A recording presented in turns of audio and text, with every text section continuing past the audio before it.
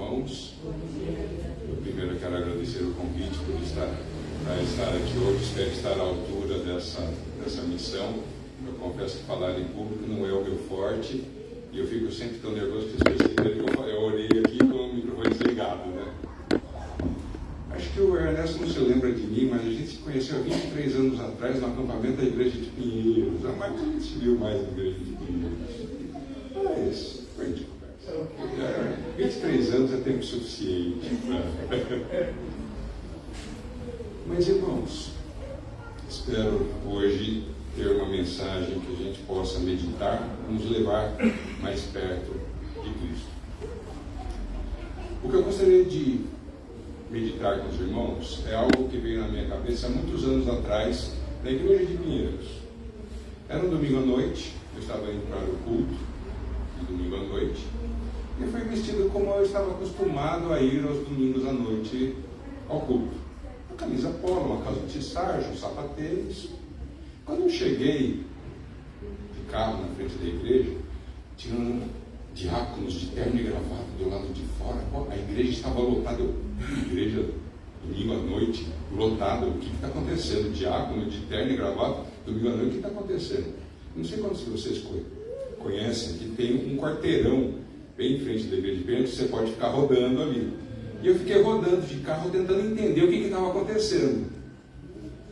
Até que eu lembrei que era Santa Ceia. Aí entrei em crise. Eu vou, mas eu estou bem vestido para participar da Santa Ceia? Eu nem me lembrava da Santa Ceia, eu não me preparei para uma Santa Ceia, eu não estou vestido para uma Santa Ceia. E continuei dando volta naquele quarteirão. Eu confesso para os irmãos que eu não tive coragem de entrar na igreja. Aquele dia eu fui embora. Eu não participei e aquilo nunca mais saiu da minha cabeça.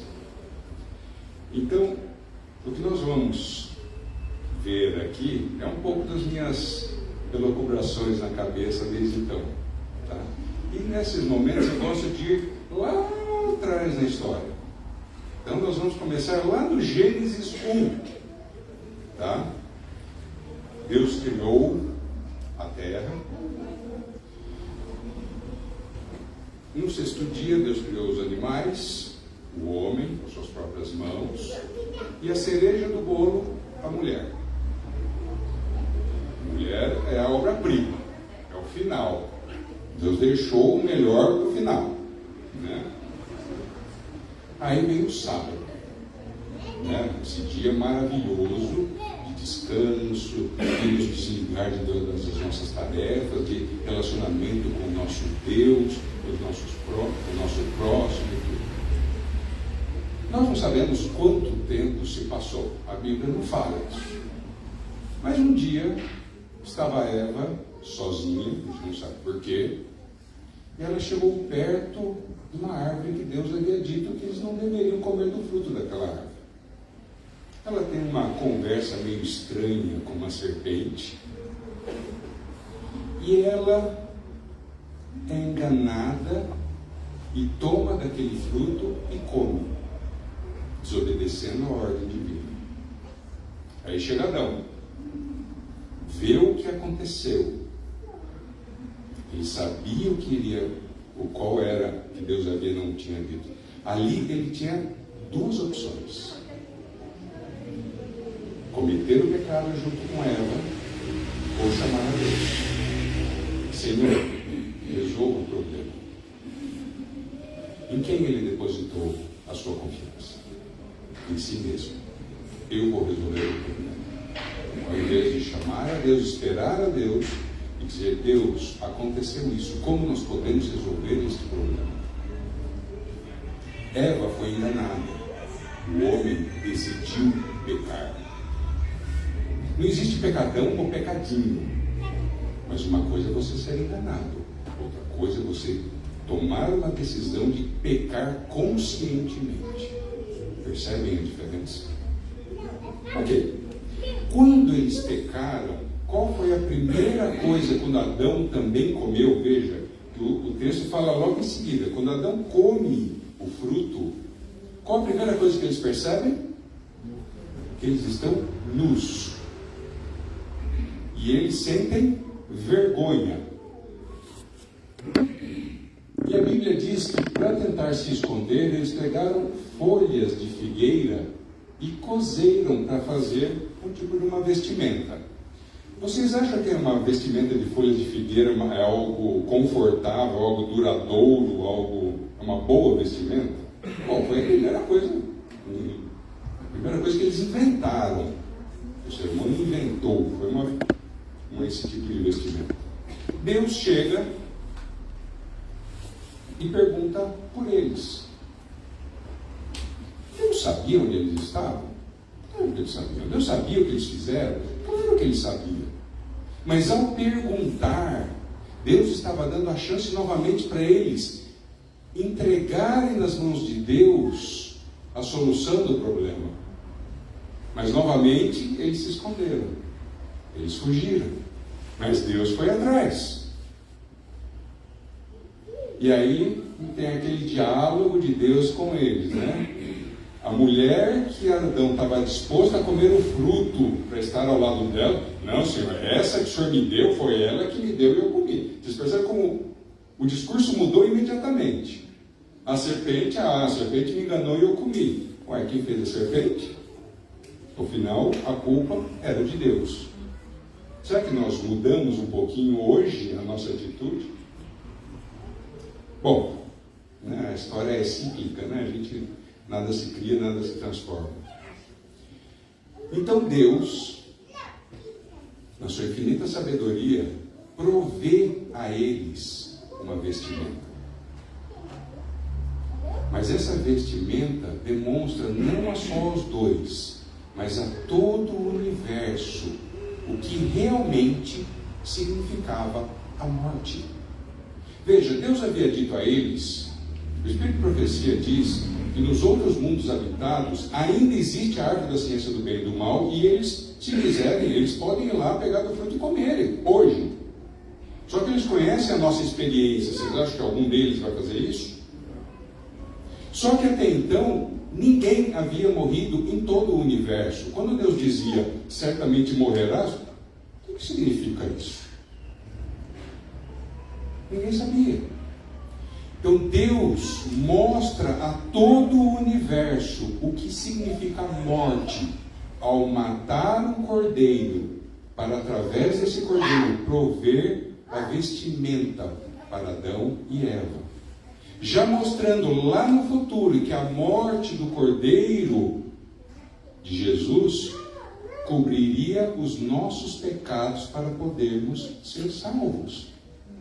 Vocês percebem o significado deste momento, que é não só apenas uma vestimenta, mas finalmente todo o universo percebeu a malignidade real e concreta do pecado, o que era a morte na prática. E imagina Adão e Eva vendo aquele animalzinho ser morto por causa deles. A história continua.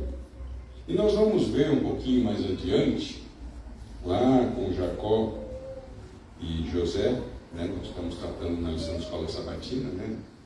Mais ou menos nessa época. Acho que vamos chegar um pouquinho mais para frente.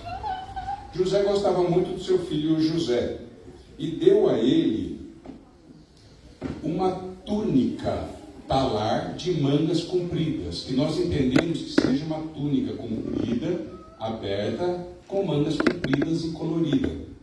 E nós sabemos o que aconteceu, o que esse presente causou, né? Seus outros 10 irmãos ficaram tão enciumados, né? Porque isso demonstrava a preferência de Jacó por José, que o que aconteceu? Primeiro eles tramaram a morte de José, mas felizmente alguém foi um pouco mais sensato e eles apenas o venderam como escravo para o Egito. Imagina a dor daquele pai de Jacó receber essa túnica suja de sangue e acreditando que seu filho havia sido morto por um animal do campo. Todo o sofrimento por inveja entre irmãos, inveja consanguínea, meio irmão, né?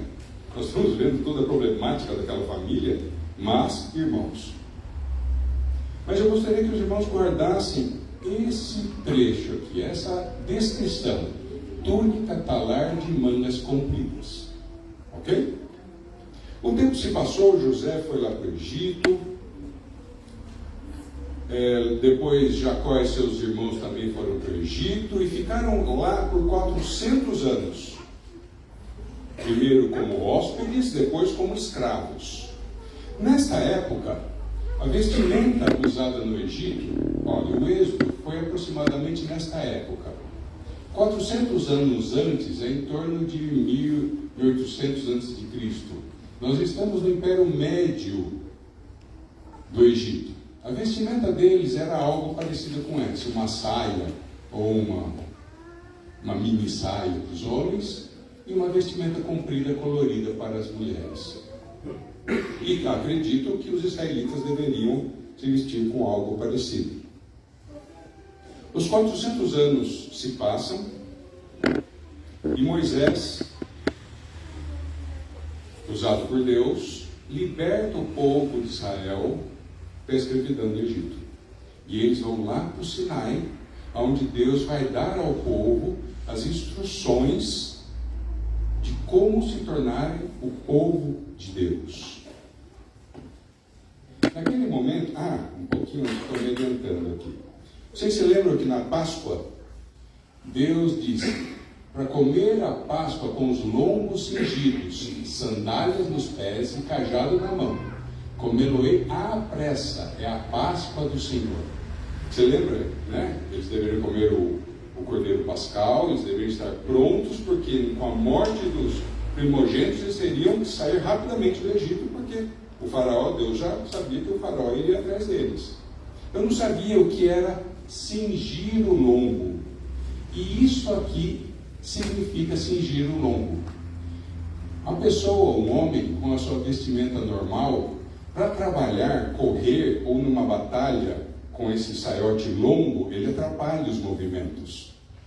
Então, através dele, levantava o saiote, puxava tudo para frente, passava pelo meio da perna, dividia em dois e dava um nó na frente. Neste momento, ele estava pronto para correr, para trabalhar no campo, para batalhar, para fazer. Isso significa cingir os lombos, estar vestido pronto para a ação. E agora nós entendemos quando Pedro fala em cingir o entendimento, sendo sóbrio, esperando na graça pela revelação de Jesus Cristo.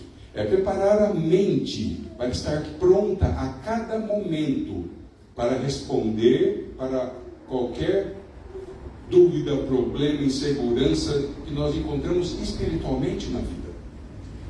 Nós temos que estar pronto, assim como fisicamente os israelitas deveriam estar prontos para simplesmente fugirem daquele dia na Páscoa.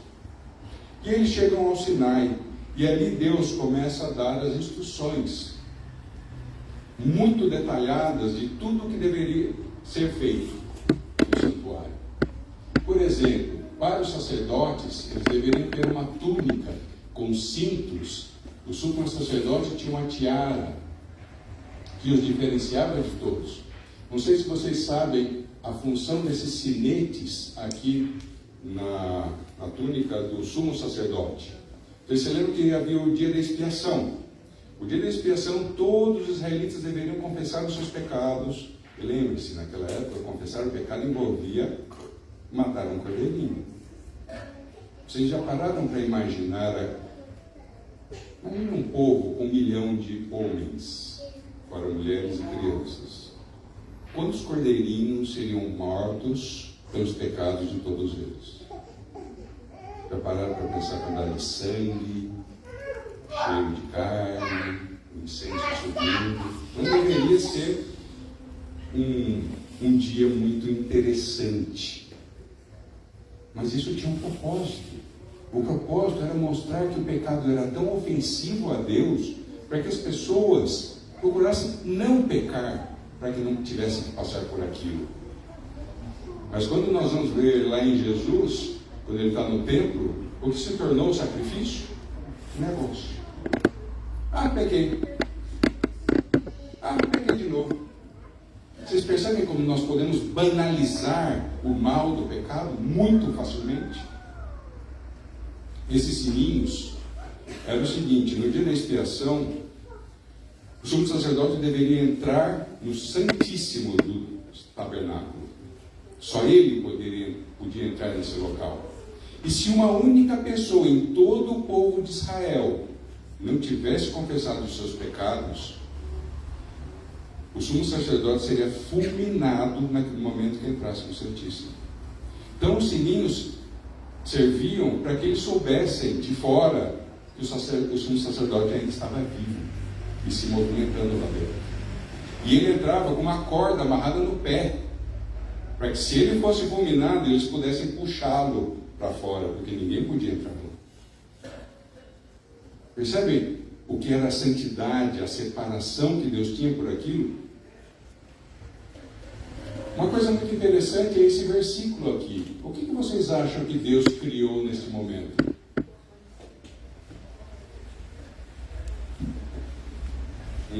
Alguém tem uma sugestão? Acho que eu ouvi. Roupa de baixo? Roupa de baixo. Cuecas. Olha a preocupação de Deus. Para que o sacerdote, quando subisse para ministrar no altar, não deixasse as suas partes íntimas à vista e desviasse a atenção das outras pessoas do culto que estava sendo, do sacrifício que estava sendo ofertado ali. Percebe os detalhes? Muitas vezes nós achamos que não tem tanto problema. É o meu gosto, é um pouco diferente, mas o objetivo do sacrifício, do culto, é adorar a Deus. Qualquer coisa que nos desvie deste objetivo deve ser evitado. E Deus chegou a este ponto de definir uma vestimenta íntima para que nada mudasse a atenção e objetivo do culto. Temos outros versos lá em Deuteronômio, um que é muito citado, né? A mulher não usará roupa de homem, nem o homem veste peculiar à mulher, porque qualquer um que faz essas coisas é abominável ao Senhor. Meu Deus. Tem esse versículo aqui também que diz: não te vestirás de estofos de lã e linho juntamente. Alguém consegue entender porque Deus fala para não misturar linho e lã? Eu não tenho a mínima ideia. Os próprios judeus dizem, eles dão esse aqui como um decreto suprarracional, que é incompreensível para a mente humana. É algo que nós devemos obedecer e não questionar. Eu acho que nós não levamos muito em conta esse versículo, né? Alguns lembram muito do primeiro, mas o segundo ninguém nem se lembra da existência. O terceiro, então, só os judeus se lembram. Para as bordas dos 4 cantos do manto que te cobrires. Que até hoje os judeus ortodoxos usam essas fitinhas na cor branca e azul, cumprindo este mandamento, que é uma lembrança dos mandamentos de Deus na vestimenta. A vestimenta em geral deles era muito parecida com a dos outros povos. O que eles deveriam diferenciar não era o tipo de vestimenta, mas sim esse tipo de detalhe. Ok? O tempo passa. Eu, ao menos, não consegui encontrar nenhuma referência à vestimenta. Até uma outra história, nós já estamos então na época de Davi, o grande rei Davi. O homem segundo o coração de Deus, mas também um homem que fez besteira atrás de besteira.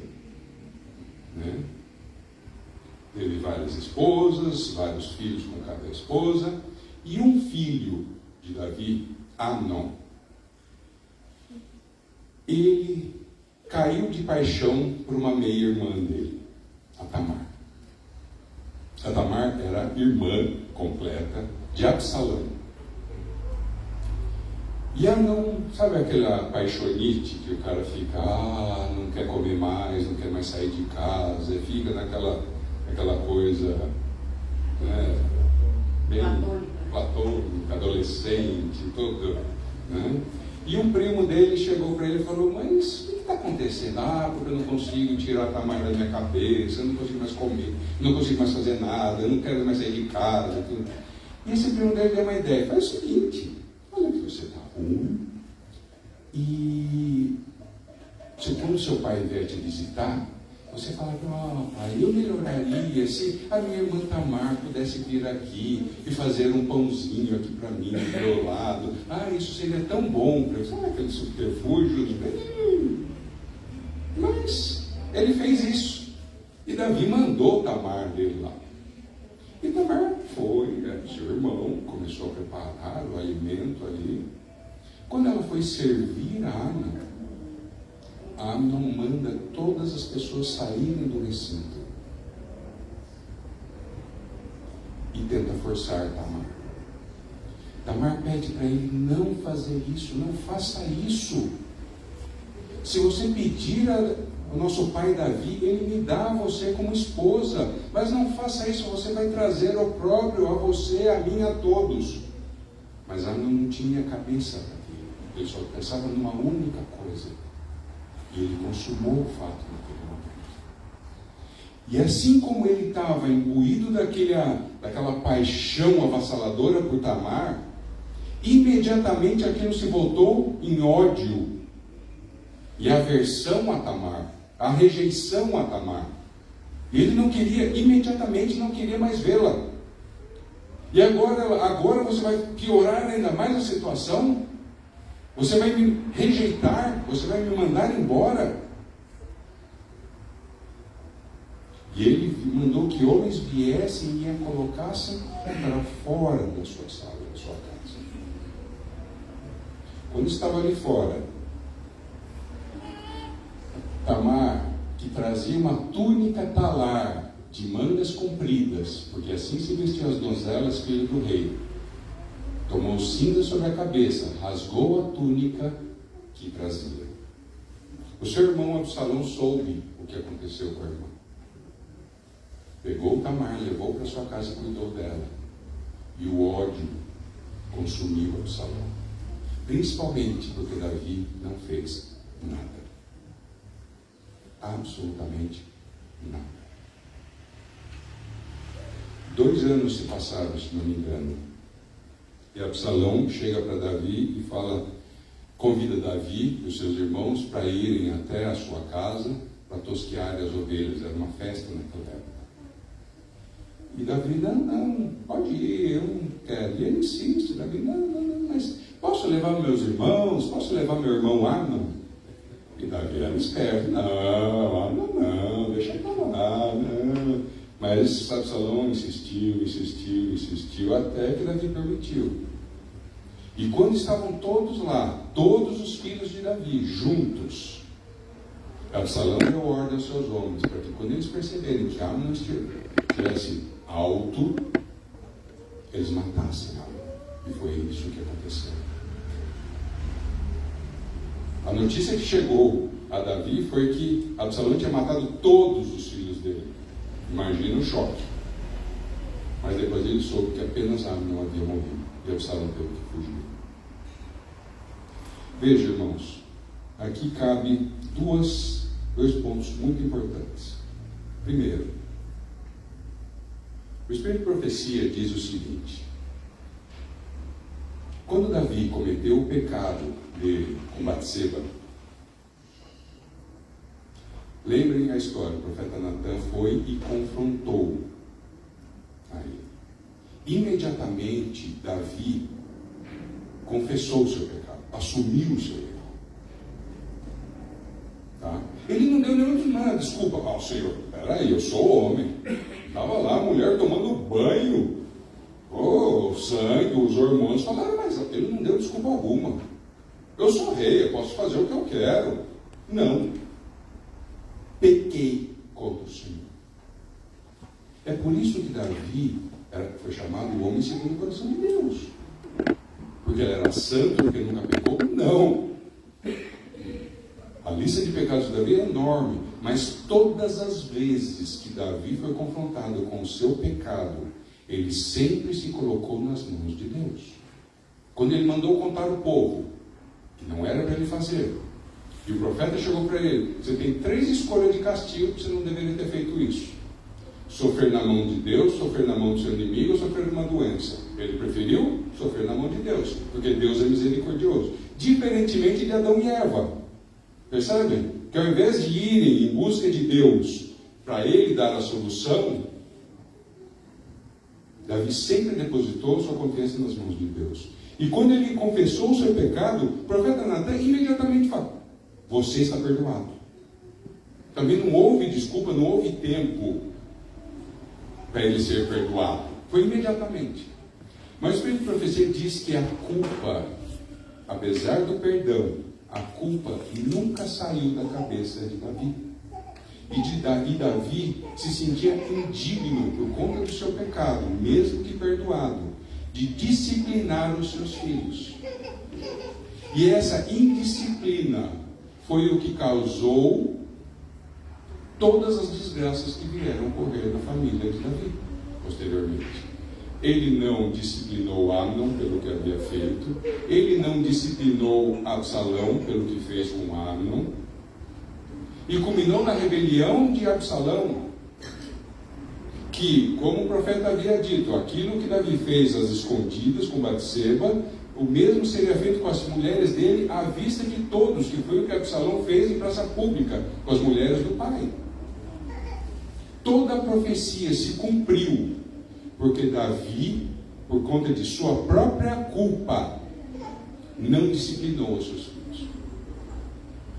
Ao não disciplinar os seus filhos, ele criou em Amnon a sensação de impunidade. Ele podia ter o que ele quisesse na hora que ele quisesse. E aí vai um recado aos homens. Homens, não é não. Amém. Não importa. Não importa. Não é não. Senão estaremos cometendo o mesmo pecado de Adão lá no ar. Essa decisão é nossa responsabilidade. Amém. Nós não podemos jogar a culpa sobre a mulher a respeito disso. Nós temos que ter controle sobre os nossos sentimentos, as nossas atitudes. E vamos prestar contas a respeito disso. Percebe? Era a responsabilidade de Amnon ter se controlado naquele momento, e não de Tamar. Mas na maioria das vezes, nós jogamos a culpa na vítima. Porque é mais simples. É mais fácil. Veja, Davi não jogou a culpa em Batseba. Ela podia ter tomado banho em outro lugar, né? Por que ela não? Não. Ele assumiu. O erro foi dele. Entende? Agora, uma coisa muito interessante dessa história, porque eu estou citando ela aqui, é justamente a descrição da roupa que os dois estavam vestindo. Aqui, José ganhou uma túnica talar de mangas compridas. E Tamar vestia uma túnica talar de mangas compridas, porque era assim que se vestiam as donzelas. Então, aproximadamente 800 anos separaram esses dois versinhos de uma história, né? 400 anos de... Uns 800 anos separam. Os dois vestiam a mesma coisa. Mas você lembra que não tinha um outro versinho que o homem não deveria vestir a roupa de mulher, a mulher não deveria vestir a roupa? Eu não vou dar resposta para vocês, não. Pensa. Tá?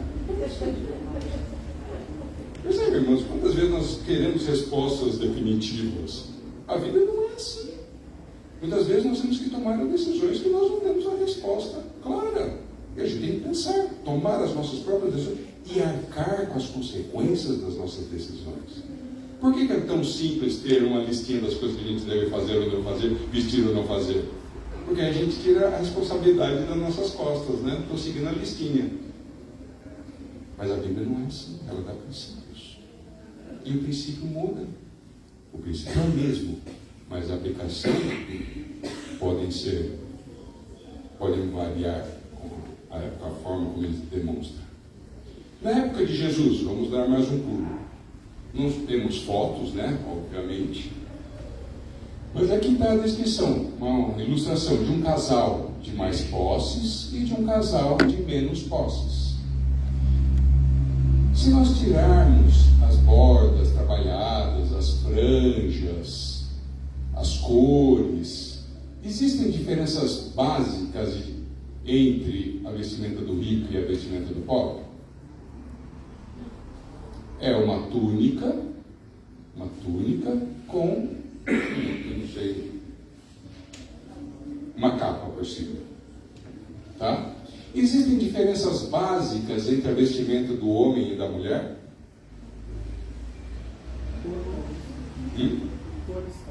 Cores, talvez. Talvez o chale na cabeça em vez do turbante, ó, ela também tem um chale, a menininha também tem. Talvez o tipo do cinto, as cores. Percebe, irmãos? As roupas eram muito parecidas entre ambos, mas era possível discernir se era um homem ou se era uma mulher, apesar da similaridade. Essa é a época de Jesus. Logo em seguida, Paulo escreve que para as mulheres um traje decente, com modéstia, bom senso, e descreve algumas coisas que poderiam indicar. Essas coisas que ele cita aqui são indicações exteriores da decência, da modéstia e do bom senso. Muitos outros indicadores podem mostrar os princípios envolvidos. Muitas vezes nós nos preocupamos apenas com os indicadores e nos esquecemos do princípio. Se você sabe qual é o princípio, você pode, em algo que não está na lista, decidir se aquilo está dentro ou não. Percebe? A beleza das esposas, aqui já Pedro, né? Não seja um enfeite exterior, como o frisado dos cabelos, as joias, o luxo, mas a beleza interior, né? Bom senso, o incorruptível traje do espírito manso e tranquilo. Aqui nós temos um quadro mostrando como a vestimenta foi mudando ao longo do tempo, desde o Egito, né, a Síria, os gregos, romanos, mais ou menos na época de Jesus, o Império Bizantino, os reinos carolíneos, até aqui. Veja que o traje do homem muda um pouco mais, tem coisas diferentes. Nesse livro, História do Vestuário do Ocidente, o autor dá 5 características que podem classificar todas as roupas que nós vestimos hoje. Todas as roupas podem ser classificadas numa dessas categorias. A primeira é a roupa drapejada, que o nome mais... que seria aquele você pegar um lençol, uma pele e simplesmente se envolver com aquilo. Eu diria que a vestimenta da antiga Roma é o que mais se aproxima disso. Ok? Opa. Depois, a roupa tubo, que é um grande pedaço de pano ou pele que você faz um buraco na cabeça e coloca no ombro. O poncho é o melhor representante disso. Você põe um buraco, pega um cobertor no frio, né? Faz um buraco no meio, põe na cabeça e você está vestido aquecido. A roupa costurada fechada, composta de várias faixas de pano leve, modelada em torno do corpo e com mangas. O mais comum hoje seriam as nossas camisas, tá? Vários pedaços de pano costurados de forma a se ajustar ao nosso corpo. A roupa costurada aberta, que seria um tipo de um capuz. Deixa eu voltar aqui. Seria parecido com este aqui, ó. É o tipo de uma casaca, só que ele não tem botão, tá? E normalmente ele vai sobre a camisa. E finalmente a roupa colante forrada, ajustada ao corpo e aos seus membros, sobretudo às pernas, que vem da calça dos nômades lá da Ásia, e a roupa protetora dos esquimós, que seriam as nossas calças de hoje, normalmente associada à camisa e a esse sobretudo. Tá? E aí você tem comprimentos, cores, formatos diferentes em cada cultura. Tá? Nesse próximo quadro nós temos uma evolução até o século XIX de todas essas roupas. Uma coisa que eu acho interessante aqui é isso aqui, irmãos. Que nome nós daríamos a isso hoje? Meia calça? Uma leg? Colã, meias colã. Colã. Quem que usava colã então nessa época? Os homens. Vocês achariam estranho se eu entrasse aqui hoje de colã? Muito, né? Eu também acharia bem estranho. Não estranho, não. Mas essa era a roupa de homem. E aí? Como é que fica? Ok. Século XV. Esse aqui é o famoso rei Luís XIV, o rei Sol. Governou por mais que a nossa querida Rainha Elizabeth. Conhecido pela sua extravagância na vestimenta e por uma característica, ele era baixinho. E por ser baixinho, ele gostava de uma moda: sapatos altos. Vocês sabem qual é a origem do sapato alto que Luís XIV usava? Nessa época, era a época da expansão do Império Otomano, que atacava o Oriente, lá na Pérsia, onde é o Irã hoje, e atacava o Ocidente, ali nos Balcãs, onde é a Iugoslávia, Iugoslávia nem existe mais, Croácia, Eslovênia, Albânia, e também no sul, ali perto de Portugal, Espanha, naquela região. Ou seja, a França e a Pérsia, atual Irã, tinham um inimigo em comum. E o inimigo do meu inimigo é meu amigo. Os persas começaram a ter relações com os franceses. E uma das coisas que os franceses perceberam é que os cavaleiros persas usavam um sapato muito interessante, que ele tinha uma ponta na parte de trás que servia para ele enganchar no estribo do cavalo e ele ter mais segurança para atirar a flecha.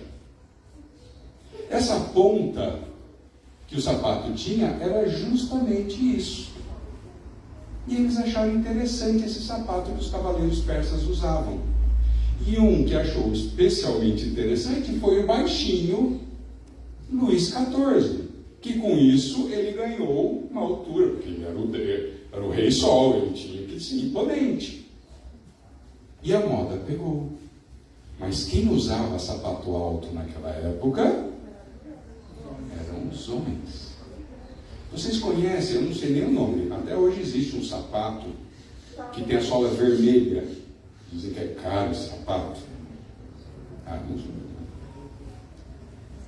Essa sola vermelha foi Luís XIV que criou, que era para se diferenciar dos outros. Vejam, porque ele começou a usar sapato, daqui a pouco os nobres também começaram a usar. Então ele tinha que ter um diferencial do sapato dos nobres. Daqui a pouco os nobres, um pouco menos nobres, também usavam sapato, e os nobres mais nobres não podiam usar o mesmo sapato que os nobres menos nobres. Então, cada vez um tinha que criar um diferencial. Tá? E o sapato vermelho, se não me engano, apenas Luís XIV poderia dizer quem poderia usar sapato, salto alto, com solado vermelho. Imagina a distinção de você usar um vermelhão daquele. Se eu entrasse de salto alto hoje, vocês iam achar estranho? Sim. Mas por quê? Qual é o problema? Não é roupa de homem? Não. Percebe, irmãos? Não mais.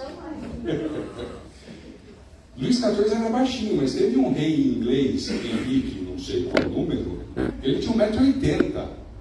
E o cara gostava de salto alto dos grandes.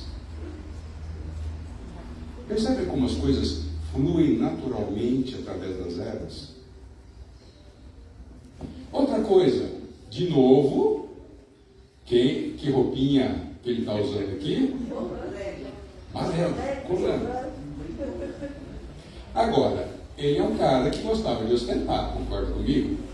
Essa peruca, cabelo comprido, quem que usava? Tudo bem, isso aí era peruca, tá? Mas era uma peruca comprida.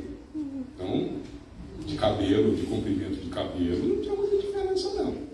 Tá? Era peruca porque eles não tomavam banho de muito piolho. Então era o jeito de controlar piolho, era usar peruca. Você raspava cabelo e usava peruca.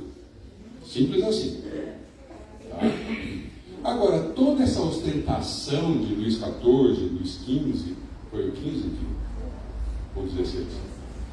No 16, essa gastança foi tão grande que a população deu um basta. E um basta mesmo. Na Revolução Francesa. Aí a moda mudou. Aquela ostentação que todos que admiravam, queriam, né? A moda passou a ser vestimenta muito mais simples, tanto para as mulheres quanto para os homens. É uma moda que veio logo depois da Revolução Francesa, que a moda primava pela simplicidade, não mais pela ostentação, caracterizada pela corte francesa anterior. Alguém aqui já assistiu aqueles filmes Orgulho e Preconceito, Razão e Sensibilidade? Não sei se vocês percebem que o vestido delas nos filmes é muito parecido com esses aqui. Só de você ver a vestimenta delas, você pode saber mais ou menos a época em que a história se passa. Tá? Existe uma história da vestimenta e você consegue perceber isso. Só que o tempo vai passando. E a história é cíclica, né? Passado um pouquinho de tempo, já no século, aqui no a Revolução Francesa é de 1789, né? Essa moda durou algumas décadas. Em 1789, nós já estamos chegando perto de um ano muito conhecido para a gente, não estamos? 1844.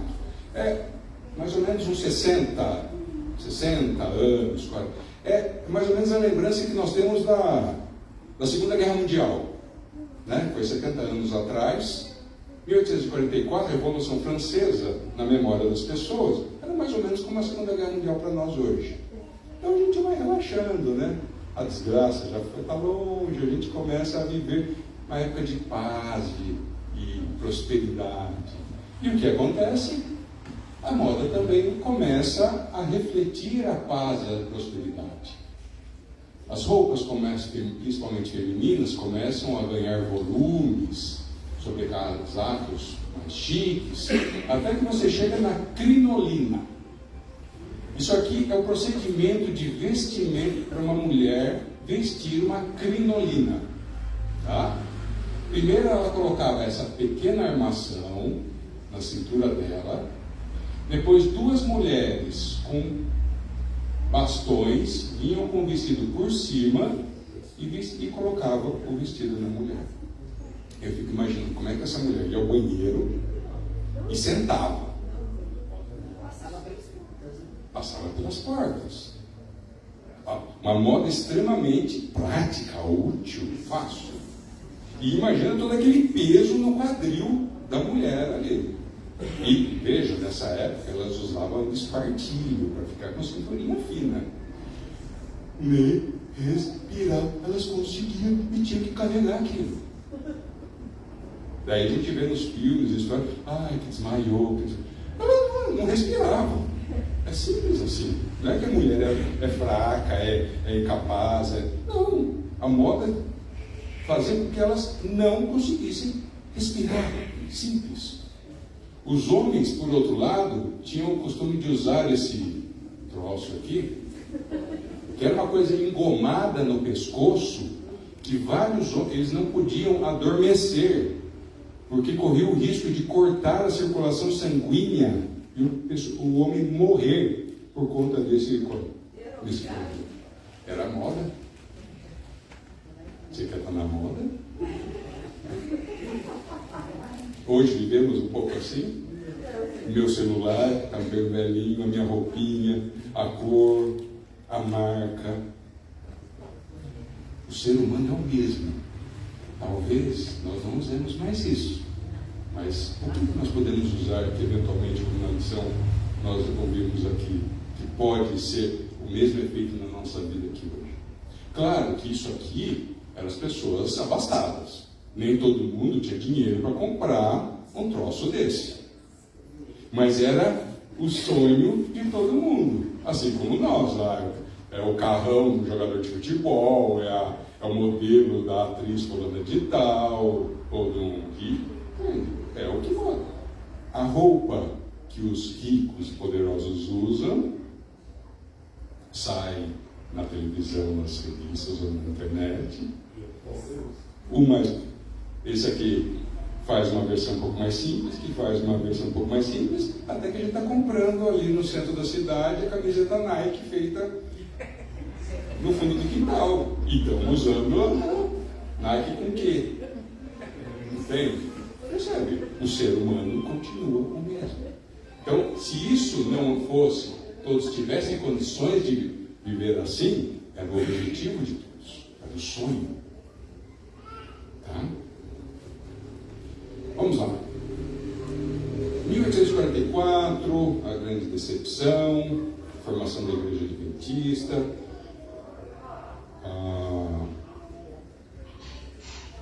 o início do ministério profético de Ellen White. E num dado momento, Ellen White escreveu alguns textos a respeito de uma reforma. Nós conhecemos muito a respeito da reforma de saúde. Vocês já ouviram falar da reforma da vestimenta? Houve uma reforma da vestimenta. Tem 3 números aí mostrando 3 tipos de roupas. Qual dos 3 vocês acham que é o tipo de roupa que Ellen White propôs na reforma do vestimento que ela foi inspirada a fazer? Vamos lá. 1, 2, 3. 1, 2, 3, 4. Vou dizer que o 2 ganhou, tudo bem? Bom, quem escolheu a 2 está correto.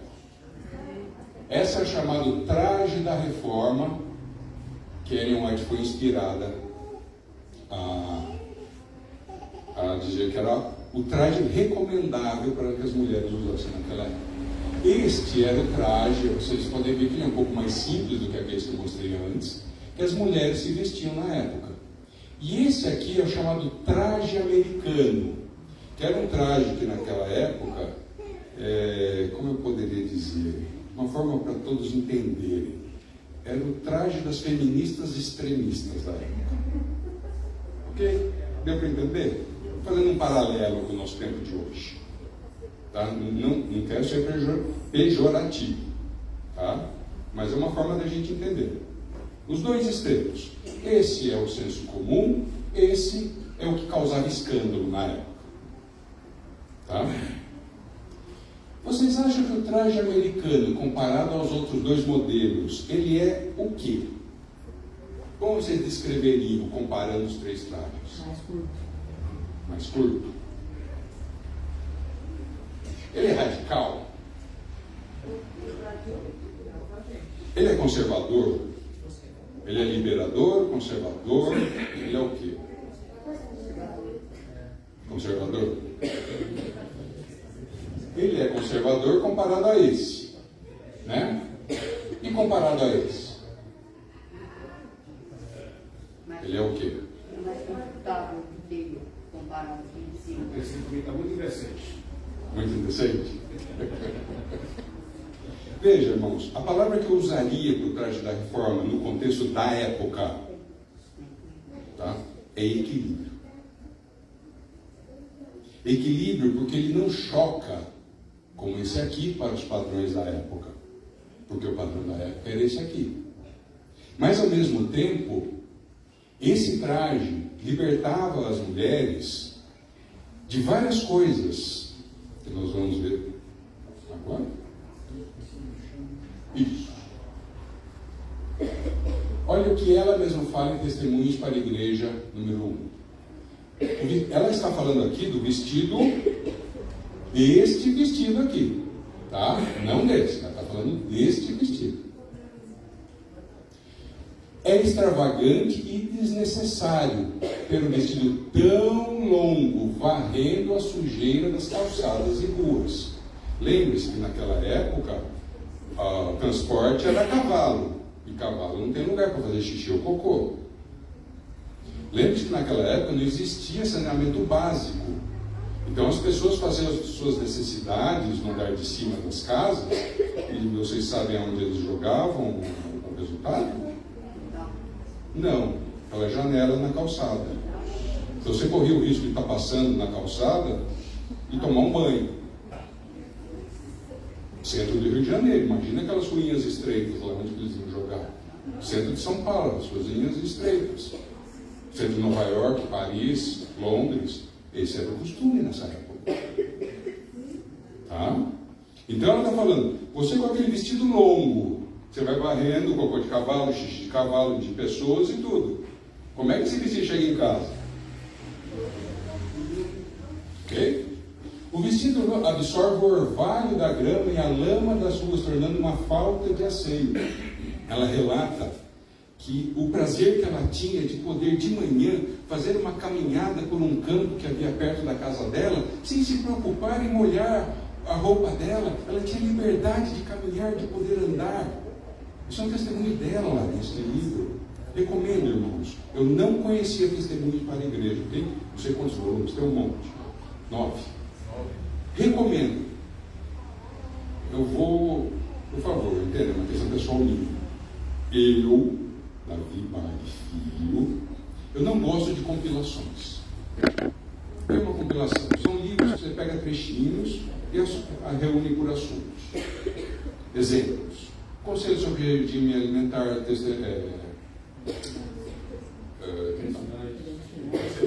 bom, vocês sabem o que é. Por quê? Deixa eu explicar o porquê. Porque você tira o contexto daquele trecho. Eles são ótimos. As compilações são ótimas quando você quer procurar sobre um determinado assunto. Perfeito. Mas pega o trecho, pega a referência e vai ler o original, onde todo o contexto está explicado. Não pegue apenas uma frase para você. Você lembra aquele ditado? Um texto fora do contexto é um ótimo pretexto? Alguma coisa parecida com isso? Tem.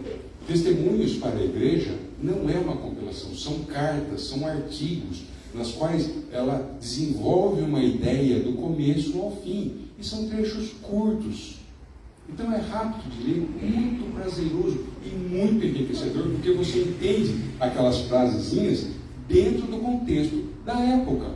E aí, dentro do contexto, você pode passar para o nosso contexto aqui, trazendo o princípio para cá. Pelameado, o vestido entra em contato com o tornozelo, que não está protegido, que esfria e arrisca a saúde e a vida. É maior catarro e inchações. Eu não sei o que isso significa, tá? O comprimento exagerado é um peso adicional aos quadris e intestinos, e embaraça o andar e às vezes atrapalha o movimento de outras pessoas. Veja a preocupação dela ao propor esse vestido, a essa vestimenta. Ok? Este, irmãos, talvez seja a única foto de Ellen White vestindo o traje da reforma. Alguns alegam que essa parte aqui era, não sei se vocês, naquela época a roupa íntima da mulher era como se fosse uma ciroula, né? Alguns alegam que essa parte de baixo aqui, na verdade, era a ciroula comprida para cobrir as pernas dela. Deixa eu fazer uma pergunta para os irmãos. Vocês acham que Ellen White ia propor para as mulheres deixarem a sua ceroula à vista Eu acho que não. Isso aqui, irmãos, é uma calça por baixo dessa. Tá? Eu acho que não precisa pensar muito a respeito disso. Porque a outra alternativa não tem lógica.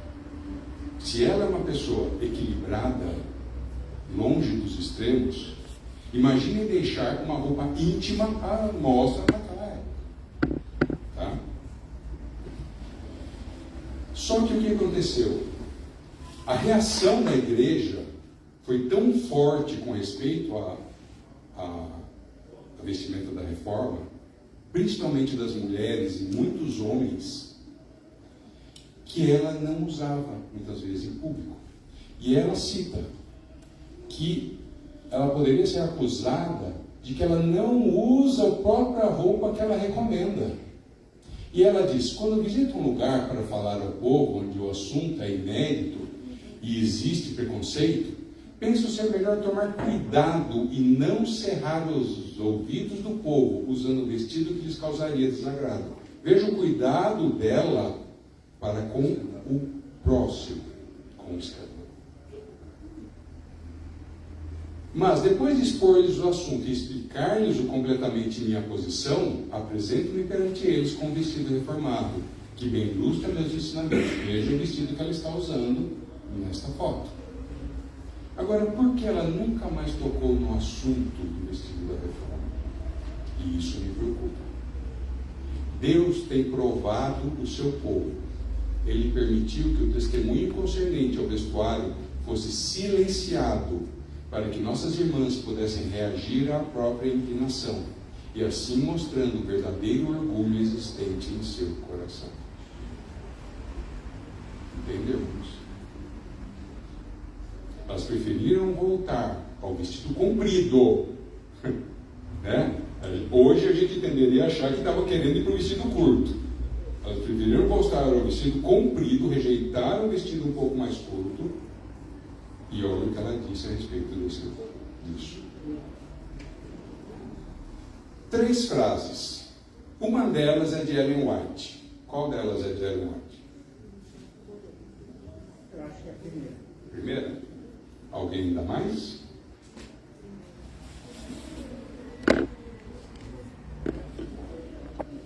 Quem acha que é a primeira? Levanta a mão. 1, 2. Agora, quem acha o 2? 1, 2, 3, 4, 5, 6. Quem acha que é a 3? 1, 2. Quem escolheu a 1, acertou. Veja, aqui 3 pessoas falaram frases com um significado muito próximo, falando que a vestimenta significa algo. Uma é Ellen White. As outras 2 são consultoras de etiqueta e Glória Calil é uma consultora de moda. Tem alguma coisa estranha? Ela está falando, Ellen White fala algo que as pessoas que nós consideramos do mundo, pecadoras, eles são parecidos. Tem alguma coisa errada aqui? Eu vou pedir, irmãos, eu sei que já é 12:05, mas eu vou pedir um pouquinho mais de tempo para vocês. Eu gostaria de ler um trecho aqui para vocês. É um trecho do livro Chiquésimo. Esse livro da última referência aqui, para Glória Calil. Imaginem na cabeça de vocês a cena que eu vou descrever aqui, tá bom? O convite era para uma noite no Municipal, nosso teatro municipal, bonito, imponente, lá no centro da cidade, tá? O traje social. Como tem acontecido ultimamente, a indicação do convite não foi levada a sério por boa parte do público presente. Tinha de tudo, do longo ao jeans. Algumas mulheres exageraram, confundiram o social com um rigor e foram paramentadas para um baile. Vestidos compridos, bordados, joias e grandes decotes. Outra parte, inclusive homens e jovens de ambos os sexos, veio como estava em casa, ou como se tivesse saído de casa pela manhã para ir à feira, passando a tarde no parque e depois indo direto para o teatro. Esses usavam jeans, moletons, calça cargo, de brim, jaquetas de nylon, até gorro de lã na cabeça se viu circundando pelas escadarias e salões do belo teatro. Quem se veste demais para uma festa erra no tom, peca pelo excesso e rapidinho percebe que exagerou, passa a noite se escondendo, e quando encontra um conhecido, ou principalmente conhecida, vestido de forma mais leve e adequada, vem sempre com alguma explicação esquisita. Quem se veste de menos, no entanto, quase sempre ostenta a roupa com orgulho. São os autênticos. Para eles não tem essa de roupa apropriada. Vestem-se sempre do mesmo jeito, pois são como são. A ideia é que sua fortíssima personalidade está acima de qualquer acontecimento e que, portanto, eles não têm de mudar de roupa nunca. Eles são assim e se sentem bem assim e pronto. Passam horas escolhendo a roupa desabada que vai dar a impressão de que não ligam para a aparência, muito menos para as aparências. Ambos os casos merecem pena. O overdressed, aquele que vestiu demais, porque sua noite ficou arruinada pela consciência do engano. O underdressed, o que se vestiu de menos, porque não tem a menor consciência de quanto estão perdendo pela falta de ritualização, uma das boas coisas que a vida oferece. Ritualização lembra vocês alguma outra coisa?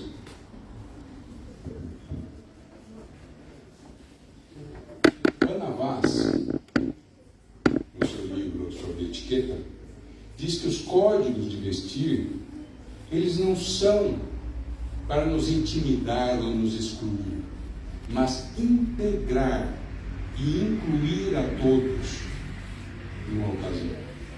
Ok? Sempre que a gente respeita o código de vestimenta, nós estamos dizendo indiretamente que nós pertencemos ao grupo, que nós aceitamos, que nós fazemos parte. E quando nós não respeitamos, ou por não sabermos, ou porque não queremos, nós estamos dizendo: eu não aceito o que está sendo proposto. E, de certa forma, você se exclui. A decisão de adotá-lo ou não é sua.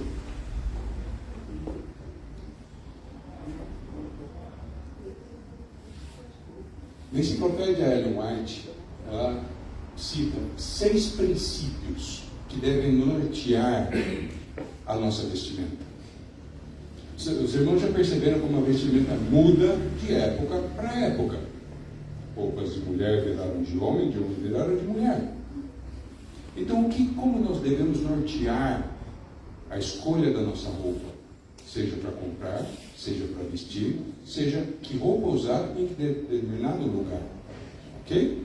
O primeiro é a modéstia. Talvez seja mais fácil de entender pelo que não significa modéstia. Modéstia não é luxo, pompa ou vaidade. Vaidade é você satisfazer o seu próprio desejo, o seu próprio ego. Eu gosto, eu me sinto bem, eu vou fazer assim. Se lembra o que ela falou, a Kalil falou do underdressing? Eu sou assim, vocês vão ter que me engolir. Tá? Saúde. Se lembra o que a Ellen White fala dos vestidões, da roupa úmida, da sujeira e tudo? Saúde. Se você usa uma roupa que pode te causar problemas de saúde, você está indo contra esse princípio. Conforto. Você usa um sapato de salto, 32 centímetros. É confortável, mulheres? Vale a pena?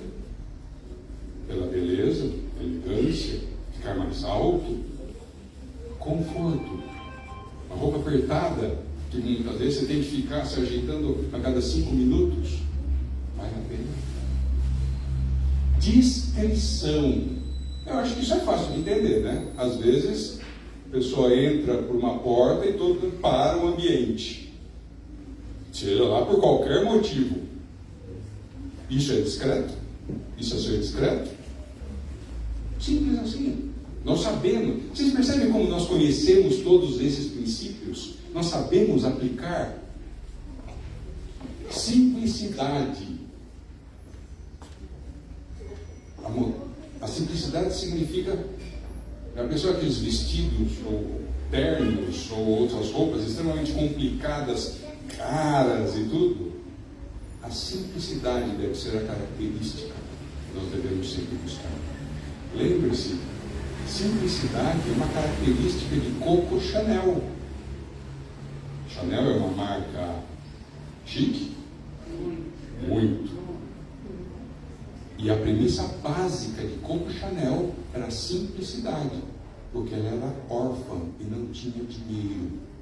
Ela foi abandonada pelo seu pai num orfanato junto com a irmã, depois que a mãe faleceu.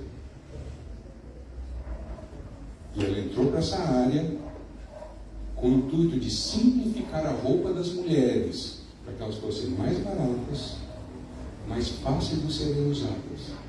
E olha o que ela se tornou. Ela usava esse princípio.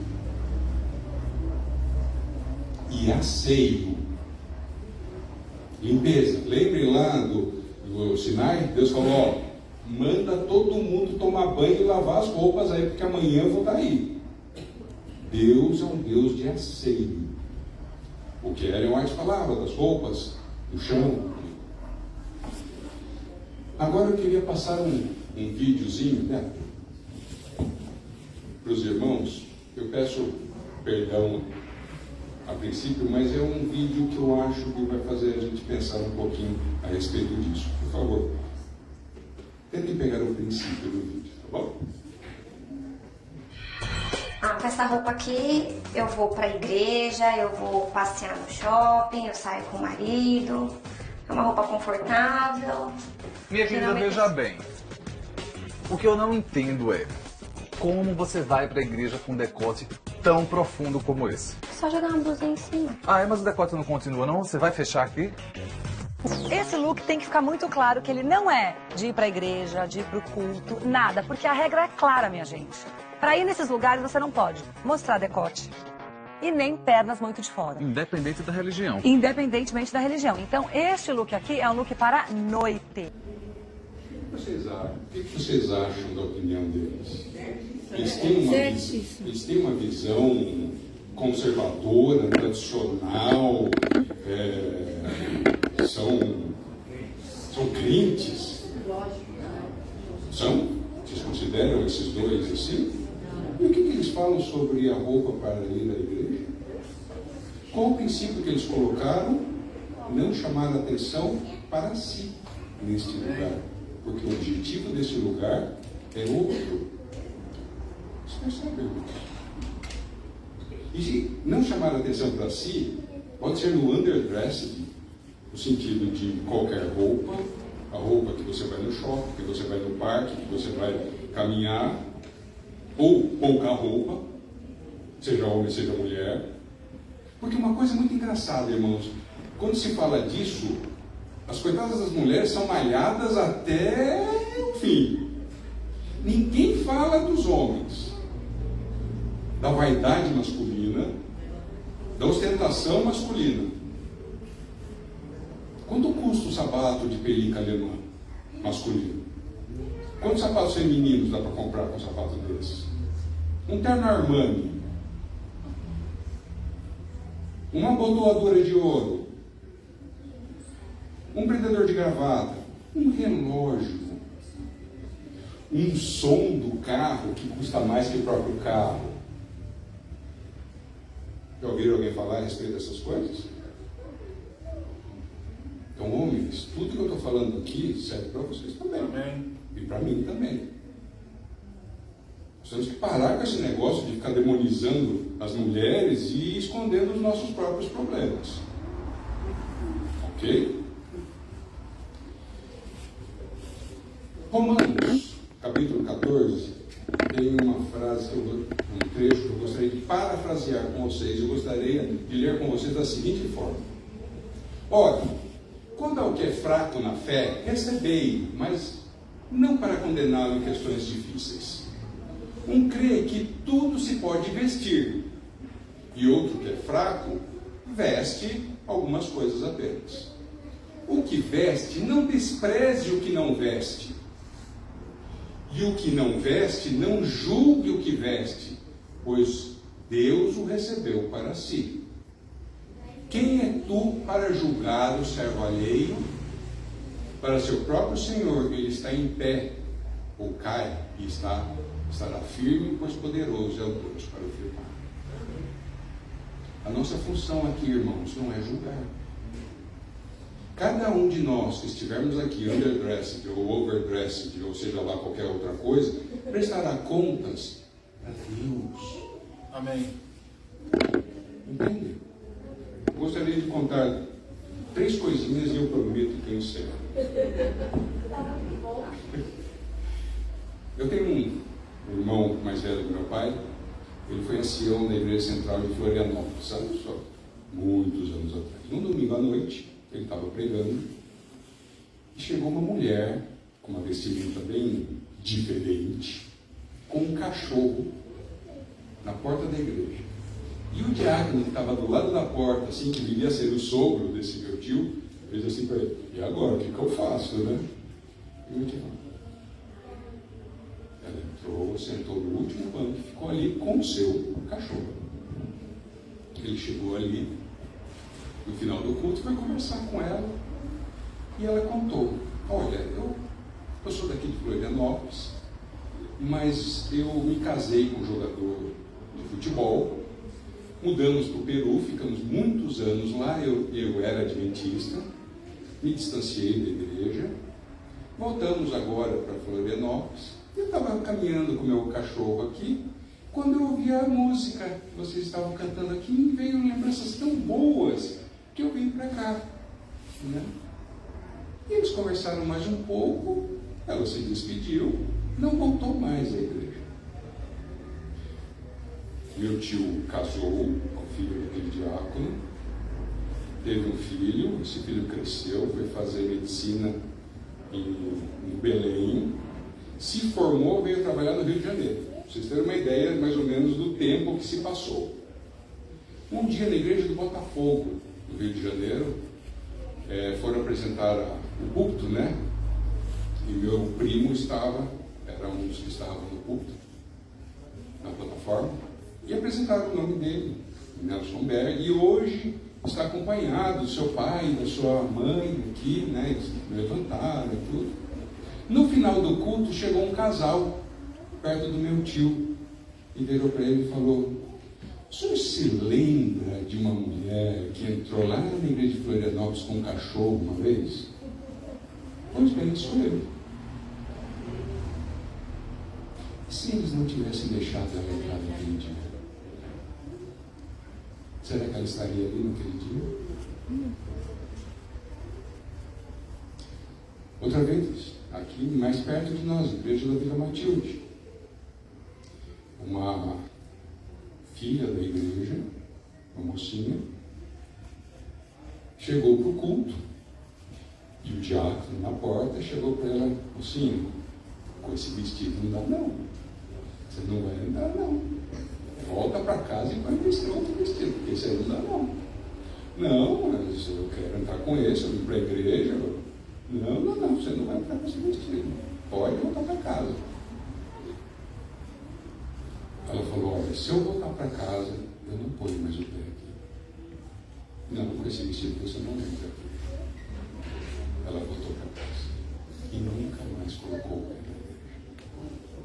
A minha mãe foi professora da escola da Vila Matilde e eles fizeram uma semana de oração à noite na escola e prometeram para os alunos para que aqueles que viessem todos os dias ganharem uma Bíblia.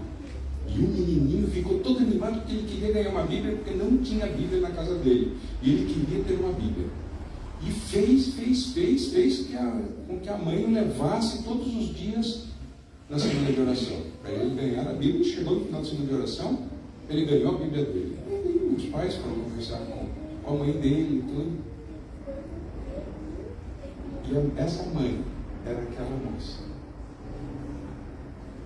E aí eles começaram a conversar, ela começou a receber estudos novamente, começou a se aproximar. E um dia, uma noite, ela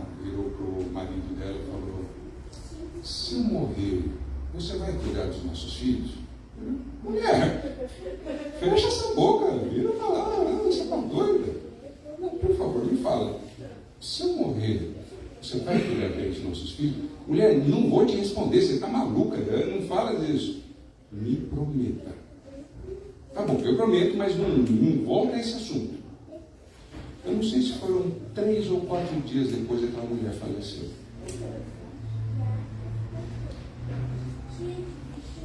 Nós não sabemos a vida espiritual dela no momento que faleceu. Mas se ela não tivesse, o filho não tivesse insistido tanto para ela acompanhá-lo, talvez ela poderia estar perdida. E talvez agora não tivesse uma chance. Nós não sabemos se ela se rebatizou ou não. Vocês percebem, irmãos, como uma palavra mal colocada, uma atitude impensada, pode significar a salvação ou a perdição eterna de uma pessoa? Os irmãos percebem a nossa responsabilidade quanto a isso? Veja, eu já ouvi uma atrocidade espiritual na nossa igreja uma vez, que aquilo me arrepiou todos os fios de cabelo. Não, porque essa pessoa saiu da igreja porque ela nunca esteve na igreja. Como que se nos desinindo da decisão da pessoa. Veja, se a pessoa se decidir se distanciar de Deus, ela prestará contas perante Deus. Isso não há dúvida alguma. Mas se ela se distanciou por nossa causa, isso não exime a responsabilidade dela, mas nós teremos que prestar contas a respeito disso. Amém. Perante Deus. Entende, irmãos? E onde está o nosso amor ao próximo? Pinheiros. Uma senhora de Pinheiros pediu para conversar comigo. Outros assuntos, mas um assunto ela falou: eu sou diaconisa, mas eu não quero mais participar da retirada da oferta. Mas por quê? Não, é que eu só tenho 2 camisas brancas, que é o uniforme delas. Uma não serve nem mais para baixar, usar de pano de chão. Tão velhinha, tão suada que ela está. Então eu venho com a outra que eu tenho. E aí um casal virou para mim e falou: irmã, troca essa camisa, porque essa camisa é do tempo do onça, isso aí já está ultrapassado e tudo. Ela falou: eu não quero causar problema para os outros, então é melhor eu não passar mais a oferta. Irmãos, os irmãos conseguem imaginar Jesus falando algo assim para alguém? Se nós nos dizemos cristãos, ou seja, que nós queremos ser como Cristo foi, esse tipo de atitude, o que diz a respeito do nosso cristianismo? Entendem? Onde está a empatia, o receber, o amar, o aceitar, o respeitar? Entendem? Isso não significa, irmãos, que nós devemos ir para o outro extremo, onde tudo é permitido, e aqui virou. Porque existe uma parábola. Jesus contou das bodas do rei, do filho do rei. Ele convidou todos os nobres e todo mundo tinha outra coisa para fazer. Então ele falou: sai por aí e cata quem tiver. Morador de rua, bebum, drogado, quem tiver, e eu quero que todo esse pessoal aqui na minha festa. Todos foram aceitos. Mas para entrar na festa, eles recebiam de graça uma roupa nova. E eles deveriam vestir aquela roupa. E quando o rei chegou, viu uma pessoa que não havia aceitado a graça da roupa que que o rei havia provido. E o que aconteceu com essa pessoa? Foi expulsa. Ou seja, não. Deus nos aceita como estamos, pois Ele quer nos tornar como Ele é, santos como Ele é. Percebe, irmãos? Então, se este aqui não é o único objetivo que nós temos ao vir aqui, ou em qualquer momento de nossa vida, em qualquer decisão que nós tomemos, seja no que comer, no que vestir, no que beber, no que assistir, no que falar quando alguém nos fecha no trânsito,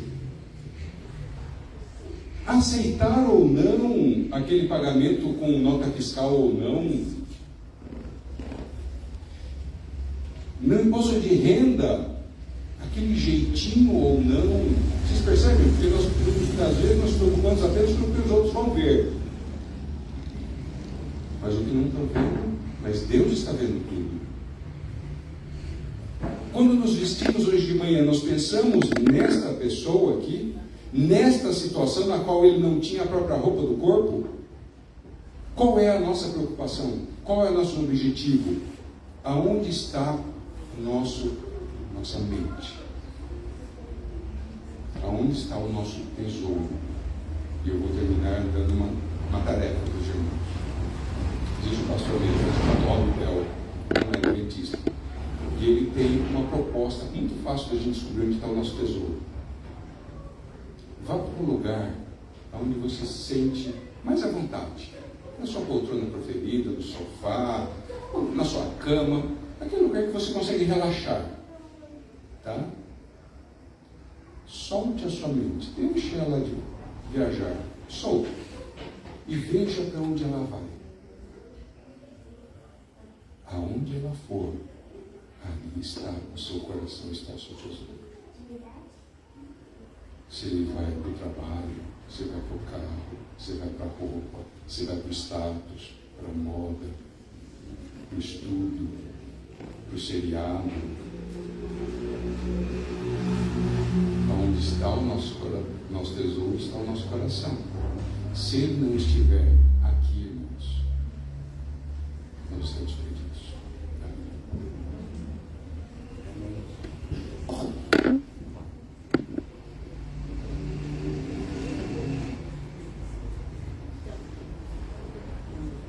Só uma coisinha.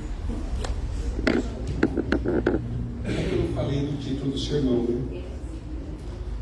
Os irmãos entendem agora porque o título do sermão é Coríntios.